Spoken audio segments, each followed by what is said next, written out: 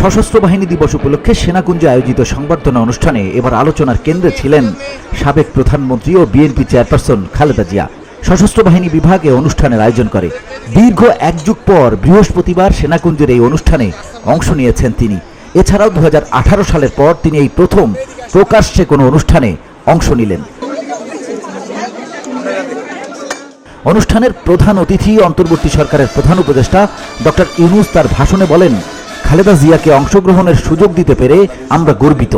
প্রধান উপদেষ্টা ডক্টর মোহাম্মদ ইউনূসকে সকলের উদ্দেশ্যে আর মূল্যবান বক্তব্য প্রদান করার জন্য বিনীত অনুরোধ জানাচ্ছি। আজ আমরা বিশেষভাবে সৌভাগ্যবান এবং সম্মানিত যে বাংলাদেশের 3 বারের নির্বাচিত প্রধানমন্ত্রী বীর মুক্তিযোদ্ধা শহীদ রাষ্ট্রপতি জিয়াউর রহমানের স্ত্রী বেগম খালেদা জিয়া আজ এখানে আমাদের মধ্যে উপস্থিত আছেন।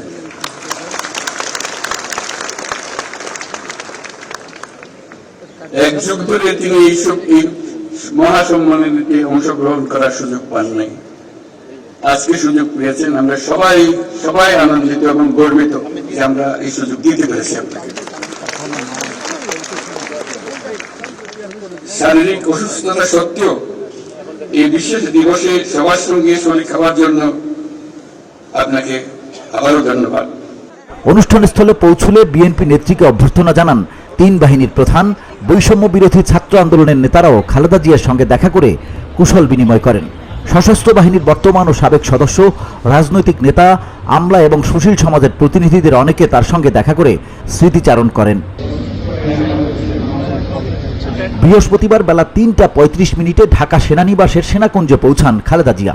এ সময় সেনাপ্রধান জেনারেল ওয়াকারুজ্জামান, নৌবাহিনীর প্রধান অ্যাডমিরাল মোহাম্মদ নাজবুল হাসান এবং বিমান বাহিনীর প্রধান air chief marshal Hasan Mahmud Khan তাকে অভ্যর্থনা জানান। এছাড়াও অনুষ্ঠান শেষে ছাত্র আন্দোলনের নেতা এবং উপদেষ্টা আসিফ মাহমুদ তার ফেসবুক ওয়ালে লেখেন, খালেদা জিয়াকে এই সুযোগ করে দিতে পেরে আমরা গর্বিত। এছাড়া অন্য যে সমন্বয়করা রয়েছেন তারাও প্রায় একই ধরনের স্ট্যাটাস দিয়েছেন খালেদা জিয়াকে নিয়ে। বাংলাদেশের সবকিছুর কেন্দ্রবিন্দুতে এখন বিএনপি চেয়ারপারসন বেগম খালেদা জিয়া। অথচ পতিত স্বৈরাচার আওয়ামী লীগ এই খালেদা জিয়াকে হেয় প্রতিপন্ন করার জন্য এমন কিছু নেই যা করেনি।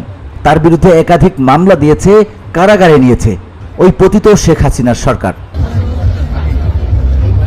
কিন্তু দিন শেষে বাংলাদেশের মানুষের নয়নের মণিতে পরিণত হয়েছেন বিএনপি চেয়ারপারসন বেগম খালেদা জিয়া, আর শেখ হাসিনা এখন পতিত স্বৈরাচার। VOD Bangla news desk.